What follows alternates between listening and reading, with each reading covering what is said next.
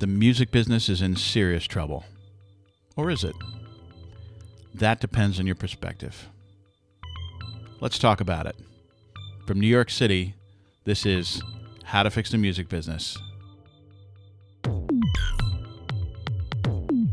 Welcome to How to Fix the Music Business. I'm your host, Jim McDermott.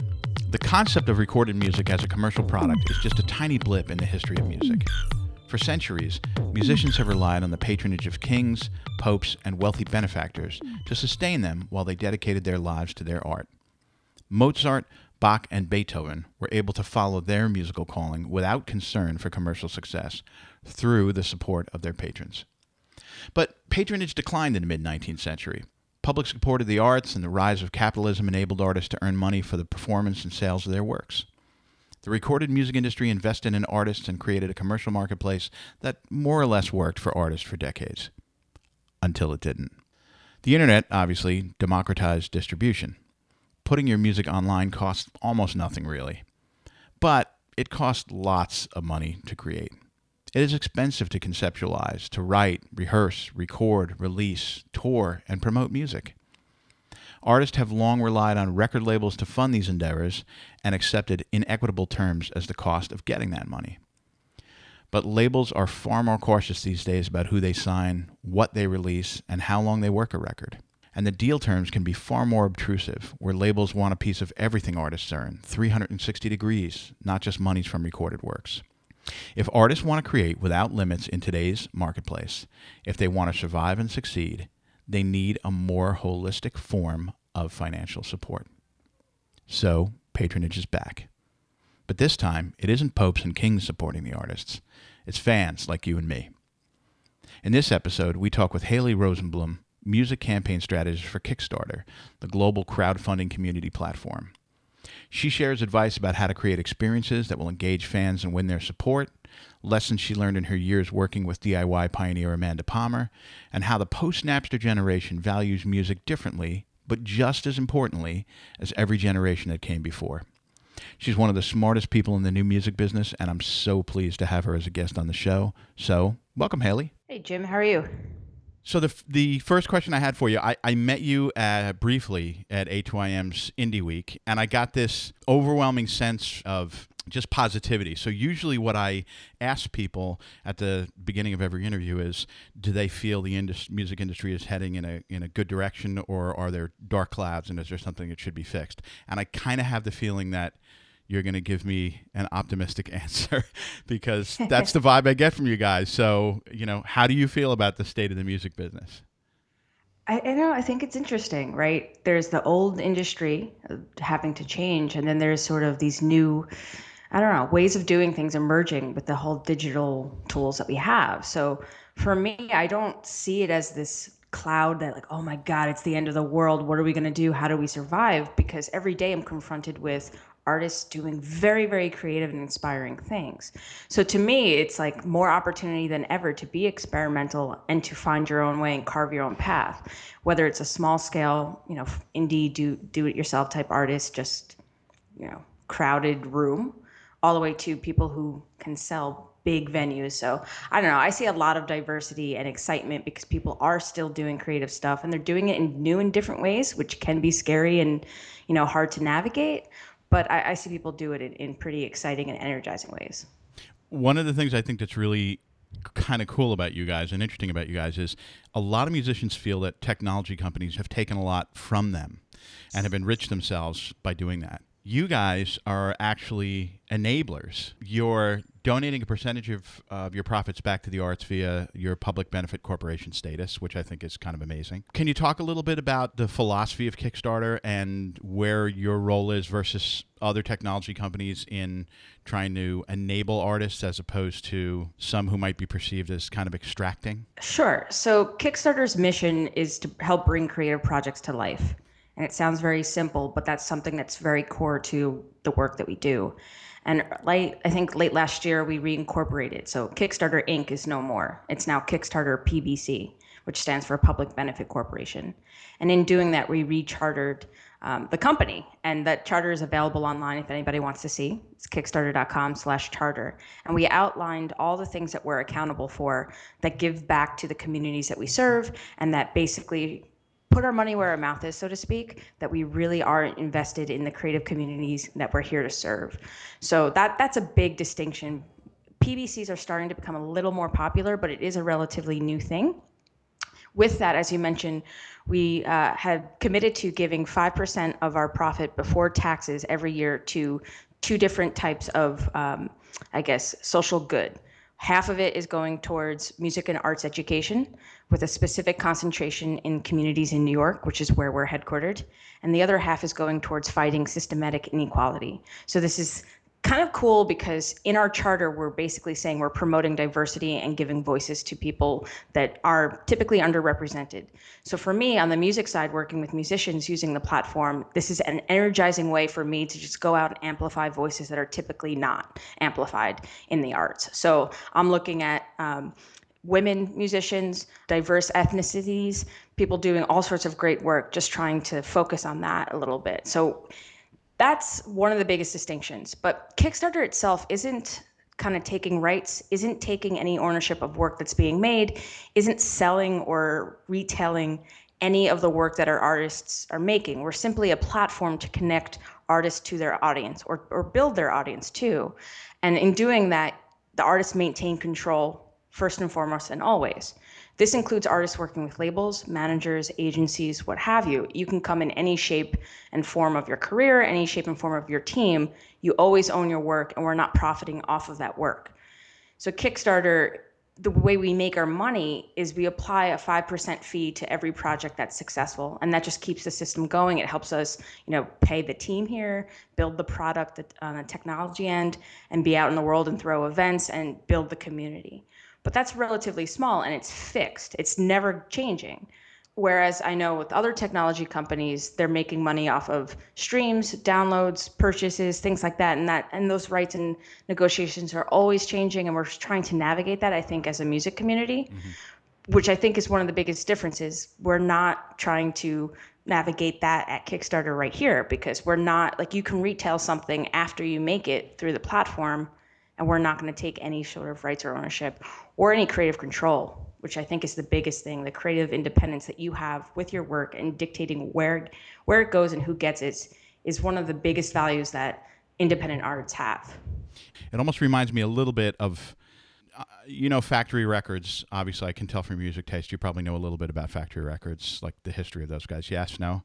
No, Okay. not really. Okay. Sorry. Well, it's all right. Well, Factory Records had Joy Division and a bunch of amazing artists. And one of the things they did was they never made anybody kind of sign anything. It was like, we're just going to have a partnership with you. It's 50-50. And then when you decide to leave, you can just leave. So later on in life, I think they had maybe had some challenges with that because they didn't have any ownership in what they helped create from nothing. But you guys are just in this new world just saying, we're going to take our piece, and then whatever happens with you after that, we wish you the best, and it'll just be another success story for us. I should hold the phone on that, because that's not how we treat it. It's not like, yep, okay, you had a successful Kickstarter, goodbye, we made our money. Oh, absolutely not, because we view it very much on the community side, right? So it's like, whoa, you brought this into the world. We want to celebrate that, and we want to inspire other people, and we want to learn from how you did this so that we can help other people do it.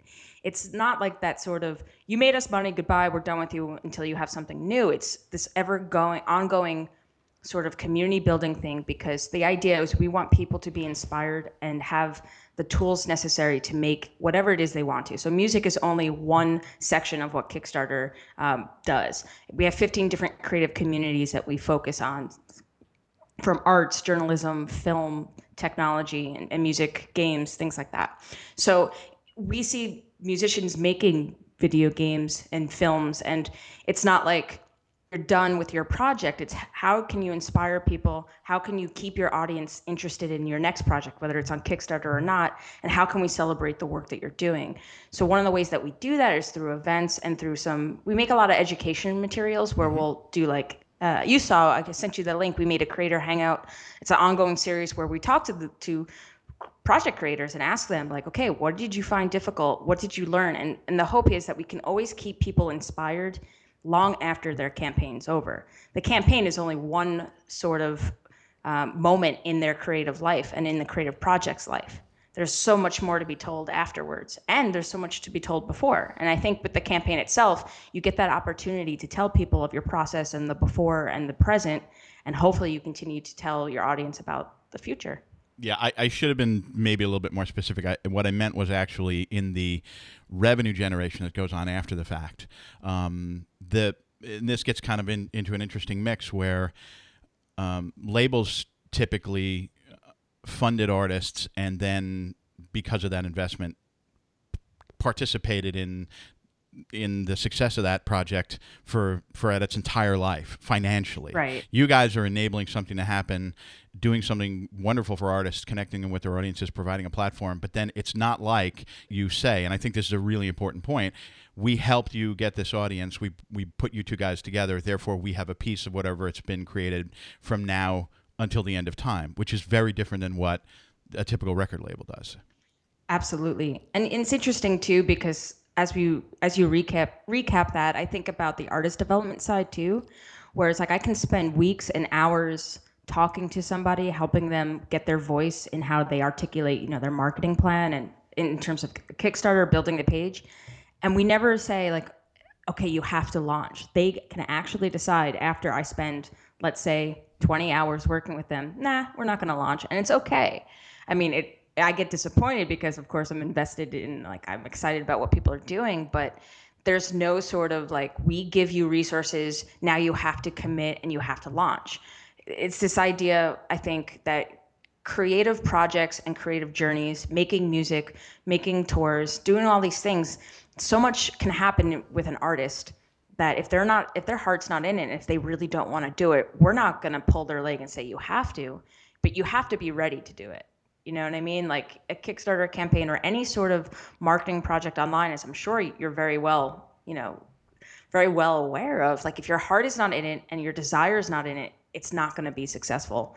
Even if you make the money you need to make or you get the audience acquisition you need to get, if you're just not committed to doing it, if it doesn't feel right or if the timing doesn't feel right for you, it's not going to be as effective and beneficial as when you launch any project into the world, when you're fully steam ahead, fully into it, and totally willing to put the work and effort into it.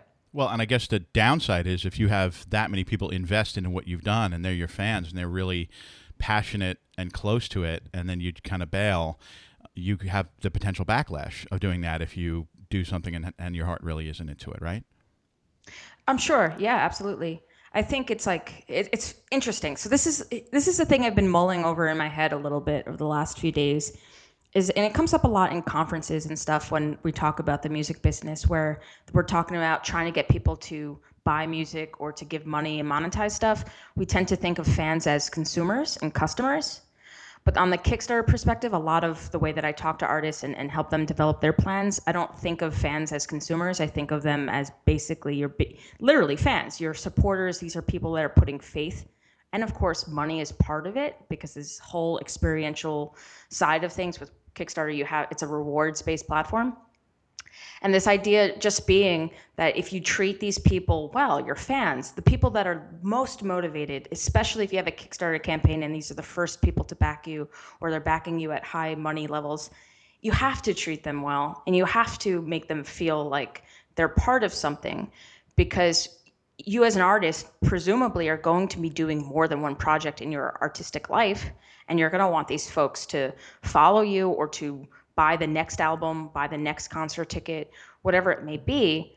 But if you don't give them that value or that sort of attention or appreciation or acknowledgement, which is what people typically are looking for in any sort of fan engaged sort of platform, then I mean, it's kind of like, it's not career suicide, but it is shooting yourself in the foot in a way, because you want to take care of people, have a good experience, let them enjoy the art that you're making, and then maybe 6 months or a year, whenever you're doing the next project, you want them to be there for you as well. Whether, presumably the super fans are going to like your work, they're going to follow you. Maybe some of them will grow their taste differently and not be into your music, but that's a risk that any artist has. you don't want to maximize that risk by saying, yeah, I'm just not going to tell you that the CD's late, and you'll get it 6 months out of the blue and you'll feel like, wait, what? I forgot. So yeah, you definitely don't want to do something half-assed, so to speak. So is that the primary role, your primary role at Kickstarter? And I know your title is music campaign strategist.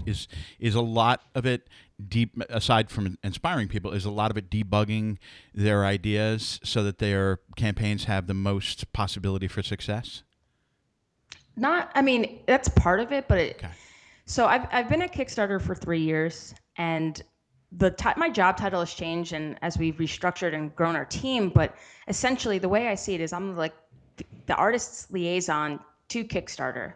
I've seen thousands and thousands of campaigns. I've worked with some of our biggest projects in music, and it's this idea of not how can you be successful on Kickstarter, but how can you accomplish the goals you're trying to accomplish. So every person has a different goal. So it may literally be, I want to raise $10,000, but when you ask them like, well, what is success to you?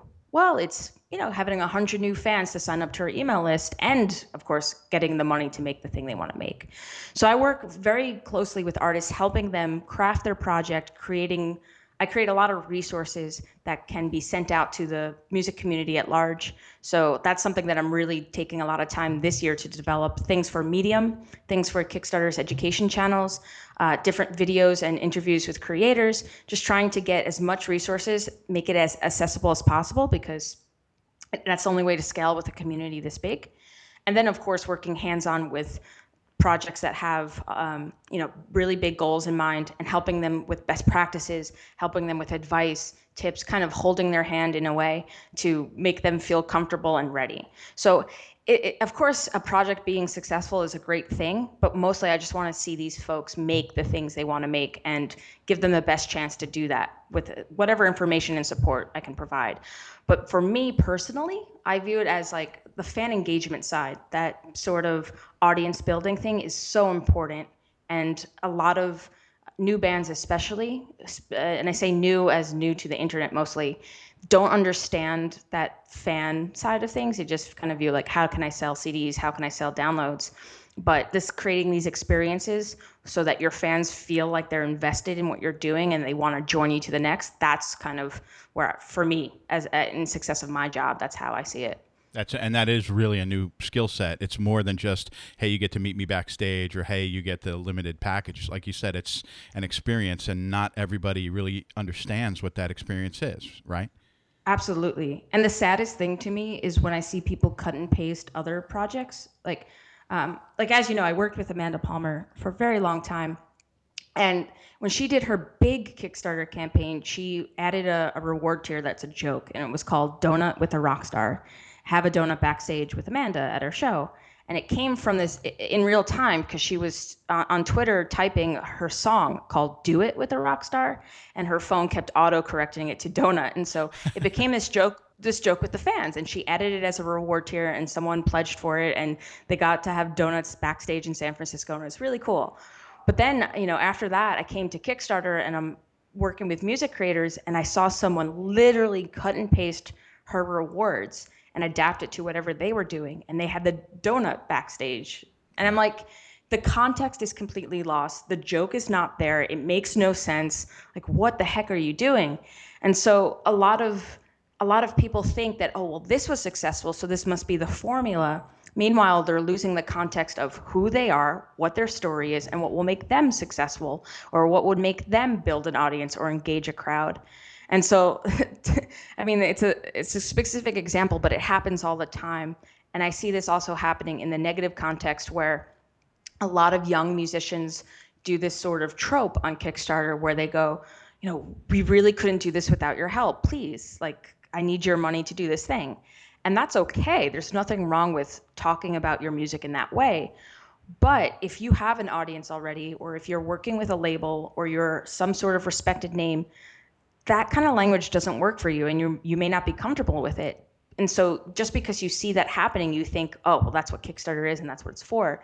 Meanwhile, there's this whole diversity of other types of projects and other types of messaging where you don't have to, quote unquote, beg or plead. You just open up the opportunity to share what you're doing, and your fans if you're taking care of them and messaging them properly, will be into it.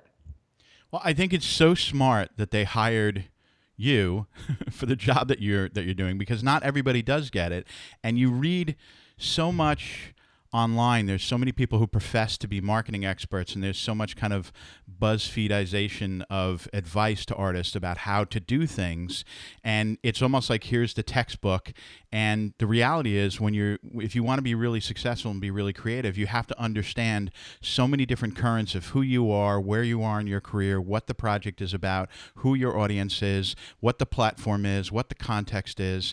And a lot of artists are just like, hey man, I just want to make a record, and all of this stuff is so over my head. So to have somebody in a position like yours there who can handhold people and say, actually, there might be a better way to do it, is really, really smart. And it's almost like, again, back to the label thing, like there were people at labels who kind of helped make artists understand this, the complexities of the industry. A good manager makes them understand that.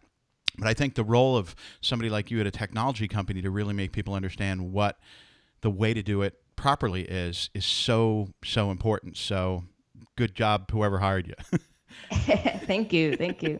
Yeah, it's this whole new world, and artists, I know, unfortunately, they're burdened with this idea of being the entrepreneur too, and some of them just don't want that, or they're not used to it, and they have to navigate how to do that, especially if they want to maintain independence, and if they're not at the stage of their career where they're hiring a team or have a booking agent or a manager or anything like that. And so sometimes it just makes sense to have a friend help you who does understand how to use Snapchat and Twitter and Instagram and all these things.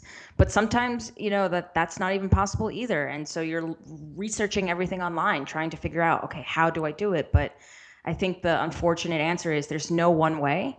And when you figure out what your voice is and your style of communicating is with your artwork, that's the first step, I think. But that's the thing. There is no one way, and isn't that wonderful? Because that's art, right? Why should there be one way to do it? The thing that's great about it is because there's a million different ways to express yourself in so many different platforms, you really can be yourself. You don't get pushed into this cookie cutter thing, and that's amazing. That's what's great about new technologies. It's what's great, but it's also what's challenging and daunting and scary for the Yeah. artists. And it's fascinating too because, like, remember when Twitter first started getting popular and Instagram, people were like, I don't want to tell you what I had for lunch. And it's like, awesome, don't. Share something else. Show us like a clip of the sunset or the studio that you're in. Or talk about, you need help writing a song, ask people for rhymes.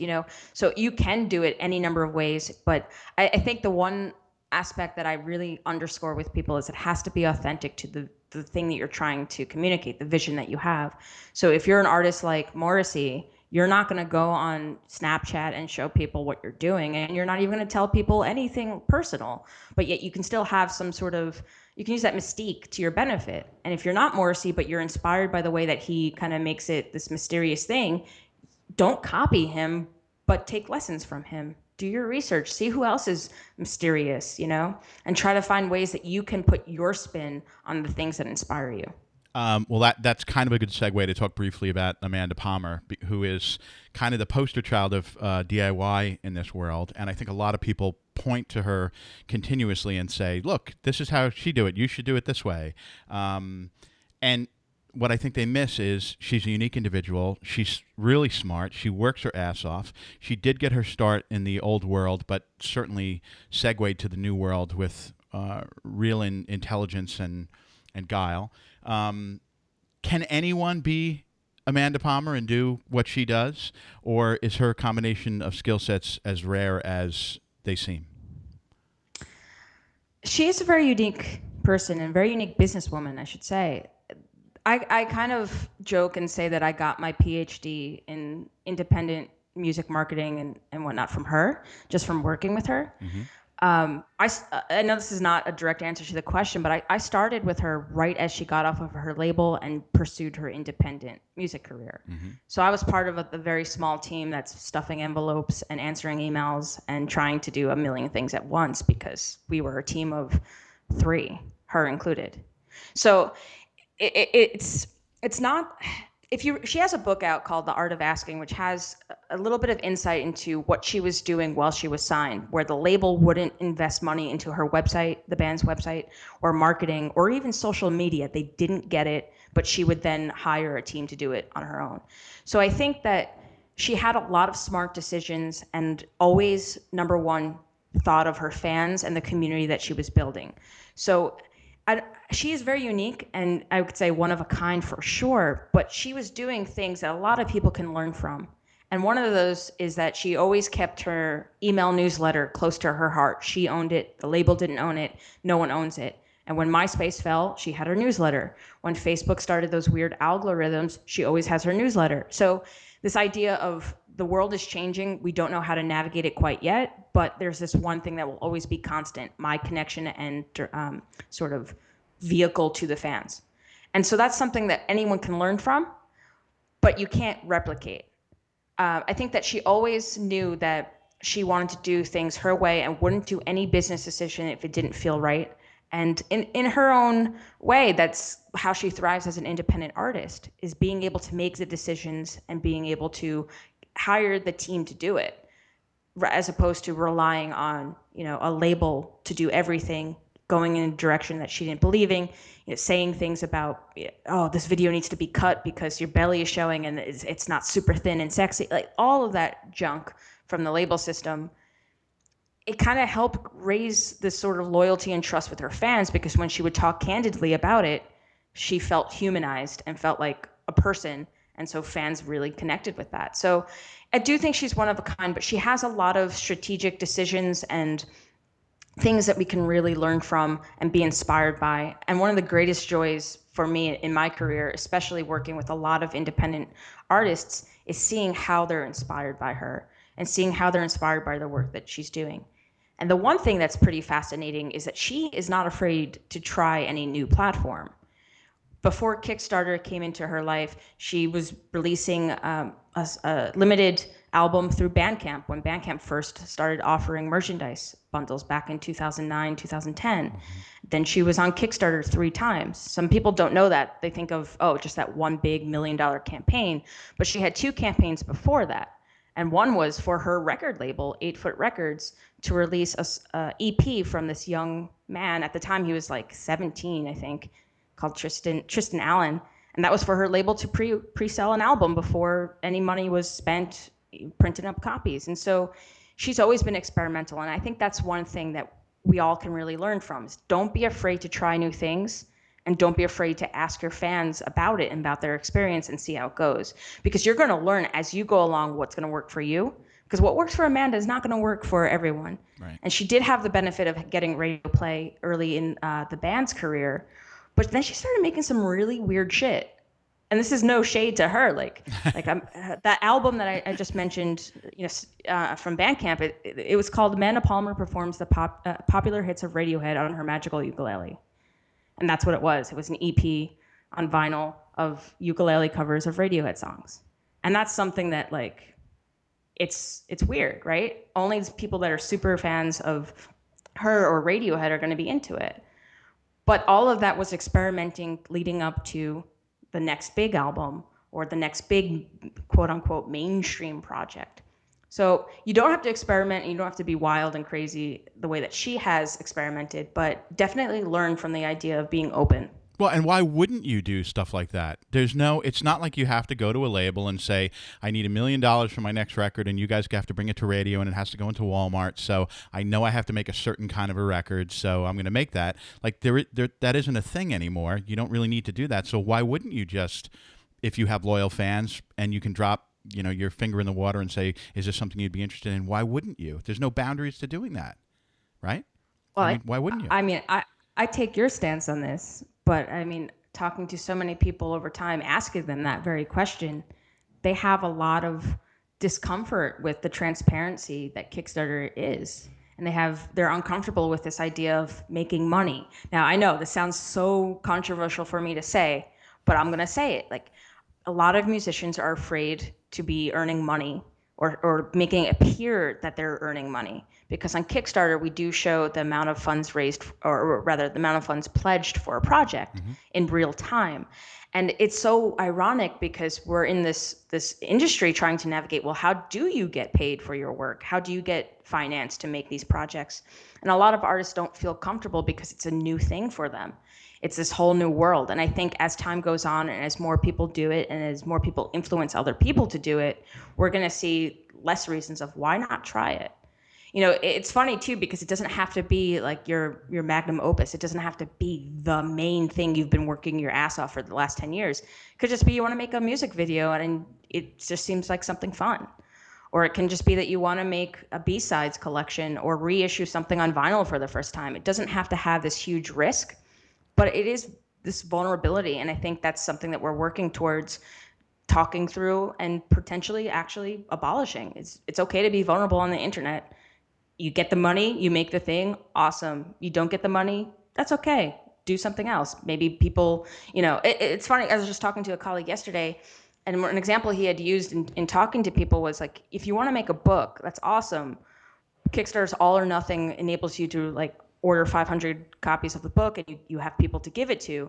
But if you want to make the book and only one person pledges and you get to keep whatever money you raise, then you're stuck making a book for one person. And is that the creatively fulfilling thing for you? Maybe not. So all sorts of, I think, emotional reasons people don't feel comfortable doing it.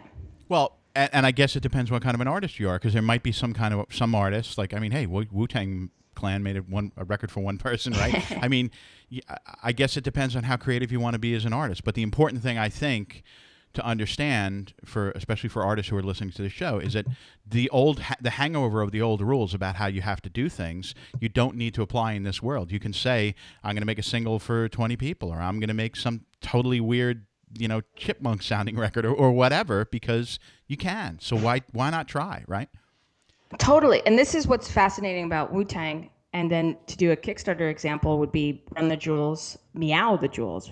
These are projects that ultimately become marketing campaigns, right? Yeah. Where we're talking about Wu-Tang repeatedly, and it's in like Fast Company or Forbes or these magazines. We're talking about this like ad nauseum for about a year. Meanwhile, if they just released the album and everybody could get it and there's no listening tour and it's not platinum or gold or whatever it is, maybe people wouldn't care about it in the same way. It'd be done in a week or two, probably. Yeah. Exactly. And then the Meow the Jewels example is that Run the Jewels sent an email saying, okay, we're going to release Run the Jewels 2. Here are pre-order packages. We're going to give you the album for free anyway, but if you want stuff, here you go. And as a joke, for $35,000, they'll remix an album no one has heard yet using cat sounds. And a fan was like, yeah, I want you to do that. He created a Kickstarter campaign and worked with the band, and Mass Appeal ended up putting it out. And we were talking about Meow the Jewels and Run the Jewels and Run the Jewels 2 for even a year after the album is released. We're still very excited about it. So there's a lot of experimental stuff that you can do that's just fun, but it benefits whatever it is that you're trying to do. Either get the word out, stay relevant, or just create something fun for the sake of it, or just, I don't know, do a side project that's never in a million years would a record label say, cat sound remixes. Yep, okay, here's 50 grand, make it. Meanwhile, if it's happening in real time, we get all these really like wonderful producers signing to participate, and it just becomes this community thing. And the internet is blown up with just nothing but love. And if you think it's a dumb idea, great, don't participate. But those kids and those people that really are excited about it, they now feel like they propelled something into the world that otherwise, 10 years ago couldn't happen. And it must be an amazing thing for an artist to actually see something that they maybe didn't have any confidence about, where their own audience says, no, this is good, we got this, yeah, we want to do this. And they're just like, wow, I can't believe that actually happened. So I want to segue back real quickly to the labels, because you guys were at Indie Week outreaching to independent labels about how Kickstarter could help. And I went to the workshop because I wanted to learn a little bit more about what you guys were doing, but also primarily because I thought, to me, Kickstarter, in my mind, is the thing that makes it so you don't need a record label. if you're an artist. You don't need to have somebody say, here's an advance, and then I'm going to own your record, and you're going to get a tiny royalty, and you're going to be beholden to me for God knows how many years. Like, that's what's great about Kickstarter. So can you talk a little bit about what is your pitch to labels? How can Kickstarter help a label? Like, if there's a table for two, which is Kickstarter and the artist, or the fans and the artist, the label kind of sitting down there, it's like, hey, you're going to eat that? It just seems like, where does the label fit into that equation? And I just wondered if you could talk about that. Absolutely. There's a number of different avenues that we see labels engage with Kickstarter or artists that are using it. One that's pretty obvious is labels using it themselves. What's really popular is reissuing or printing stuff on vinyl for the first time from their catalog. We see a lot of labels do that, particularly small independent ones from all over, mostly US, but worldwide as well. We see also subscription services where labels are doing, like this one, Nouvelle Records from France, like it's a jazz subscription service, and like it's a season of music. So we see labels doing their own projects, but that's more rare than labels working with artists that are doing it. Often labels will run a campaign for the artist under the artist's name, so we're not even privy to who the labels are until the album is out. Right. We also see artists using Kickstarter kind of as an artist development platform. You're able to see artists able to get the word out about what they're doing, mobilize an audience, build an audience, and talk about the work that they're doing. And then labels can see, oh, well, you just had 1,000 people give you money and essentially pre-order something that doesn't exist yet. Okay, if we work with you, we're going to be able to do X, Y, and Z. So we see that labels finding the A&R through artists that are using Kickstarter. There's been a number of artists that have self-released their albums, and then a label comes on board to either reissue it in physical form or reissue some component of it. One that's pretty exciting is the artist Lucy Dacus. She released an album on Kickstarter. It was a very modest project, but then just signed to Matador for them to reissue and produce it on physical vinyl and CD, whereas her Kickstarter was digital only. And I'm seeing that happen pretty frequently, where I'll go to the record store and I'm looking, like this album is staff picked, and I go in, I pick it up, and I look on the back because I still remember looking at albums and getting the info, which is a dying thing. But I looked it up and go, oh wow, interesting. This person, Michael Dave, signed to Non Such Records to have this vinyl out. That's cool because vinyl wasn't part of his Kickstarter, and I backed it. So I'm seeing labels do that, and this whole thing of having this artist development, like the newer artists trying to see how they can reach their audience and how they can make a project, that's something we're pretty excited about because there's a lot of potential there. There's a lot of opportunity for artists to work with labels and other organizations just by showing, look what I've done, look at my fans, look what I can do. So that's a big thing, that's sort of artist development that we really want to work with labels. If they have an artist that they're working with and they want to bring to Kickstarter to kind of test their chops or hone their chops in terms of digital communication, that's something we're very excited about. But also labels running their own projects is something we've seen. I think that's going to be more rare due to the stuff we talked about previously, the vulnerability and the uncertainty. It's a whole new world to navigate. And the other aspect too is celebrating work that artists have done. And there's this whole opportunity to do a project for the people that are most interested in it. So it's like if you want to produce a special edition vinyl record and it's very expensive to make, you can sort of test the market, see is there interest in it, can you make enough money to do it, do you have B-sides or footage recorded from a live show that you've never released. This is a way to do it because you're not going to devote traditional resources into a huge thing of weird B-sides, that kind of thing. Cool. And then the marketing opportunities. If you're an artist and you want to have a big gallery show, but that's not in your marketing budget for the label, do something for the fans, make the fans feel like this is for them, and you can do this sort of VIP fan club type experience through Kickstarter. So by doing that, you allow the labels to take control of their own artist development when maybe the label is, some labels these days, especially major labels, are not really prioritizing artist development as much as they used to. That's great. Yeah. All right, I want to segue to, I've only got a couple more questions for you, but they're good ones, I hope. I wanted to segue when you mentioned that looking at album artwork and how that's going away. There's this ongoing narrative, especially among people who are a little bit older in the music business, that young people don't value music as much as older generations. It's not as important to them. There's so much more competition for attention now.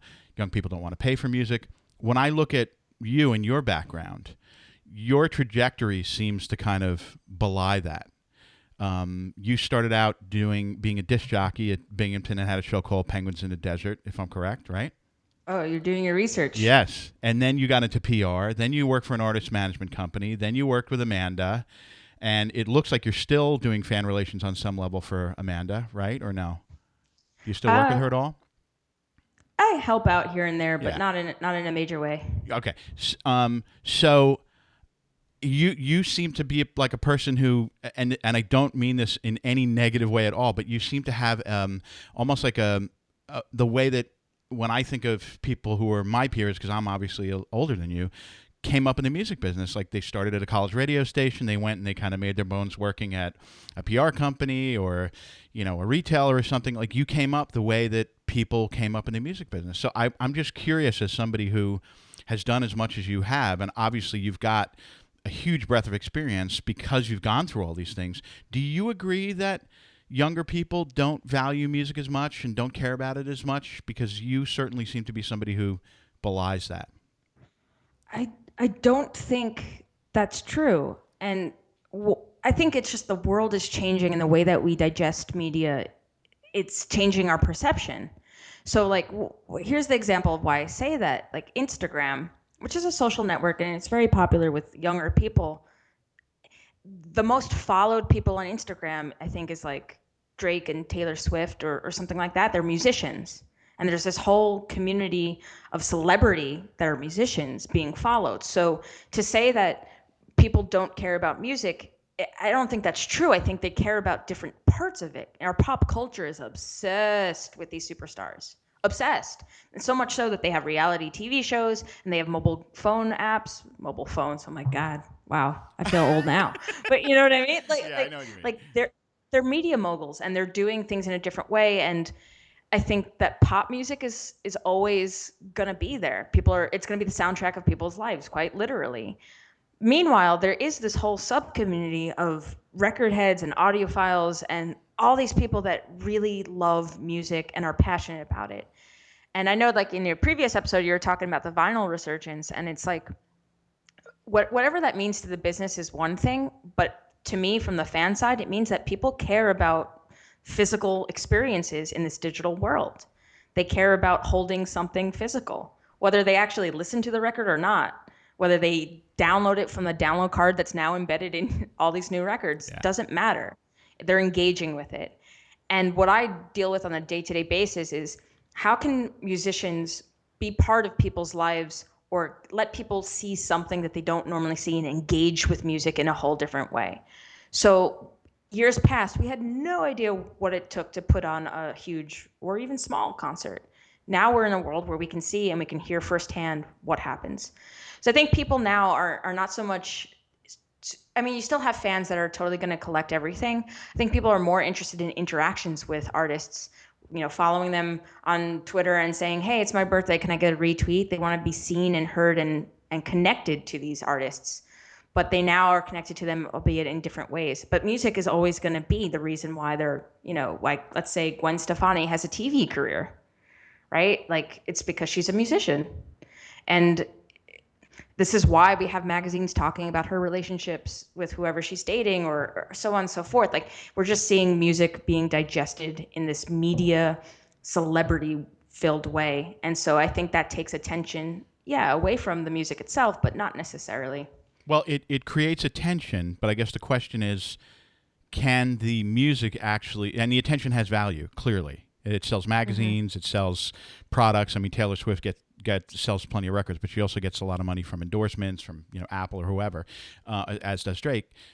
But the actual music itself having some value as a saleable thing, as a, for lack of a less crass word, as a product, something that has intrinsic monetary value.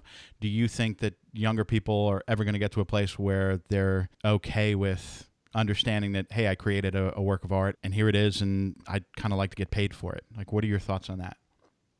Yeah, I think it's interesting because now we're at the age where you can almost get whatever you want without even taking out a credit card or cash, right? Like you Yep. just search on the internet and you get it. Mostly And on then even YouTube, yeah. things, yeah, YouTube especially. That yeah, this is it's sad, but I think that I don't know. My hope is in like 5 years when some of this stuff is sorted out that they will. But I don't know. You still have people buying, ringtones. Oh, this is like 10 years ago, but people would buy ringtones, and that's them technically buying music, although the purpose is much different than buying a CD to play in the car. But yeah, I don't know. This is a tough one. I see people all the time pledge money to artists and select not to get a reward. They just want to be a patron to people.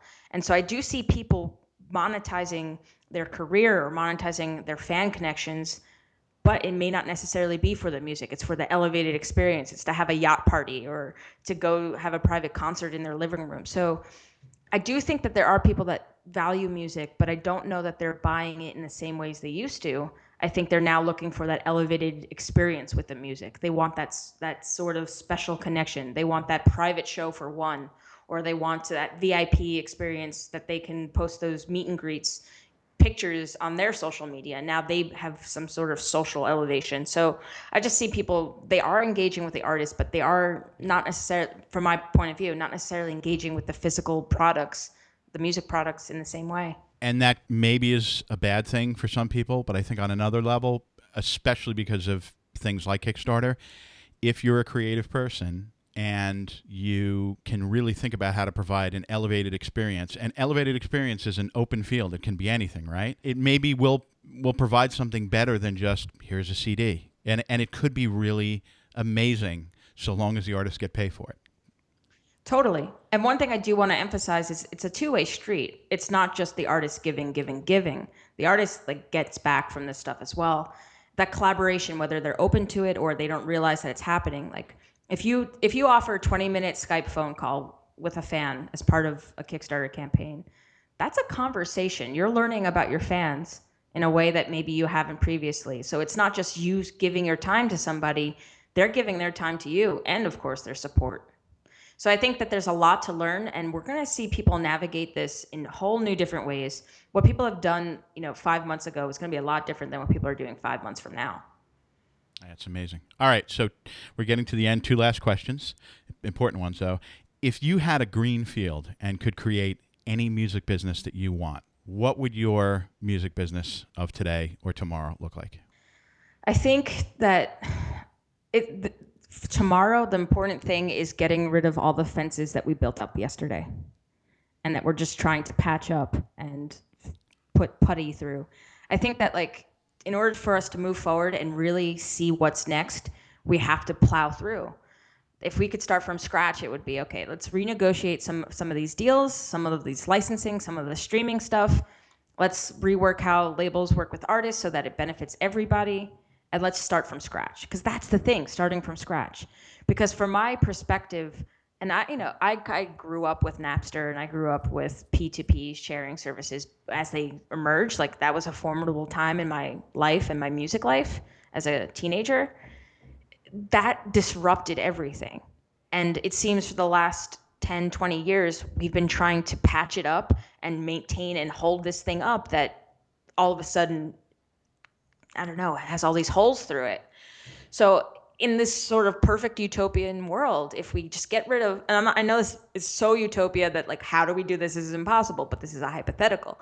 If we get rid of some of the old things and we start fresh and we start new ideas and we get energized with this idea of sharing this music out into the world because we believe it should be heard, starting from scratch, learning from the past, but pushing forward with brand new ideas and brand new technology and brand new strategies, and ultimately having the artists, the fans, and us, the people in the industry that make it all work, having us all work together in a way that's cohesive and makes everyone happy because music is being put out there. That's a great answer. And obviously, I mean, one of the great things about Napster, or maybe one of the only great things about Napster, was that it was like a big fire that everybody had to rush to put out. And the great thing about a fire, when everything gets burned to the ground, is afterwards there's this renewal and new life comes out of it. And I wonder whether or not we're at the point yet in this business where things have changed or things have been threatened so much that people are willing to throw out the old ways and start over. Because I really do think that we need to kind of get to a precipice or maybe even fall over the precipice for things to get rejiggered. But we'll see. Okay, give me one record that everybody should go out and buy right now. Okay. Oh, there's so many. And I was trying to so I was trying to figure out, do I want to tell you a new record, a newish record, or one of my classic faves? Tell both. And I Do think two. that, Do two. oh, I could do many. Well, like new-ish, I would say Julian Baker's Sprained Ankle is a beautiful album, and it's her first record. So like I saw her play a couple times this year, and it's like, can she play for an hour and a half? Probably not, because she doesn't have enough material. But it was like beautiful. It's a great album. Julian Baker. It's Julian with an E, not an A. And let's see. Well, okay, you mentioned Penguins in the Desert. That comes from inspired by this band named Dredge. Mm-hmm. This one is without the last E, Dredg. Let's go with their leitmotif and listen to the song Triangle, and that's where Penguins in the Desert comes from. Awesome.